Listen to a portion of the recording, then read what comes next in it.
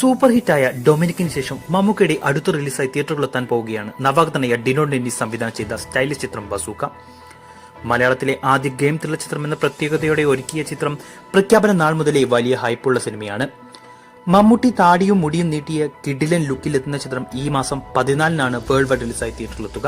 നിലവിൽ theatre charting അവസാന ഘട്ടത്തിലായ ചിത്രം റെക്കോർഡ് സ്ക്രീനുകളിൽ റിലീസ് ചെയ്യാനാണ് അണിയർ പ്രവർത്തകർ ലക്ഷ്യമിടുന്നത്.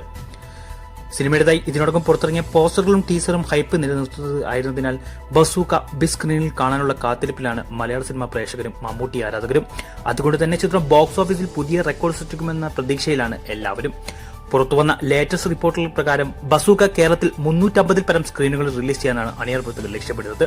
ഒരുപാട് ആക്ഷൻ രംഗങ്ങൾ കൊണ്ടും ത്രില്ലിംഗ് മൂമെന്റുകൾ കൊണ്ടും സമ്പന്നമായ ചിത്രം മമ്മൂക്കയുടെ കരിയറിലെ ഏറ്റവും വലിയ വിജയ ചിത്രമായി മാറുമെന്നാണ് ആരാധകരുടെ പ്രതീക്ഷ. ബസൂക്കയിൽ നിങ്ങൾക്കുള്ള പ്രതീക്ഷകൾ കമന്റ് ചെയ്യൂ.